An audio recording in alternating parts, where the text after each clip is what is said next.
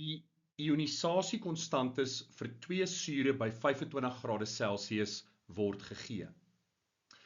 3 stellings vir hierdie twee sure, die butanosuur en die etanosuur, met gelyke konsentrasies by 25°C moet evalueer word.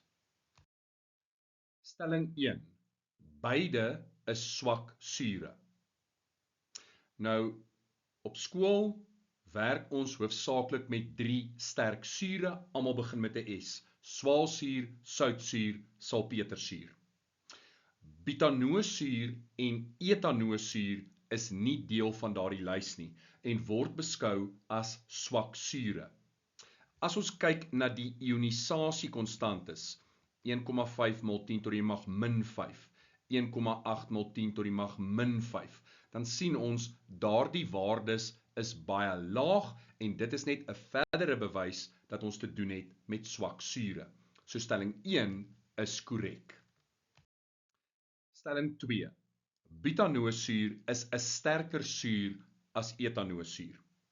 Nou ons het reeds bepaal dat beide butanosuur en etanosuur swak sure is. Nou moet ons die relatiewe sterkte met mekaar vergelyk. En wat ons dan doen is, ons kyk na die waarde van die ionisasiekonstante.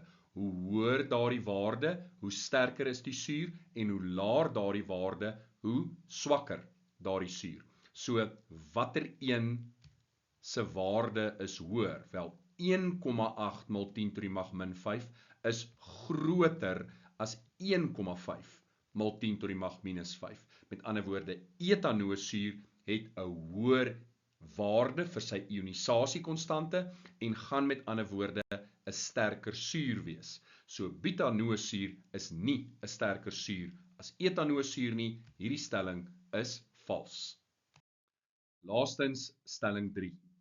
Die butanosuur oplossing het 'n laer konsentrasie hidronium-ione as die etanosuur oplossing.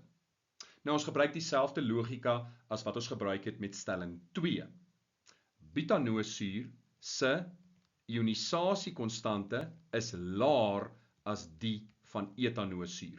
En dit beteken die mate van ionisasie in die geval van butanosuur gaan laer wees as in die geval van etanosuur.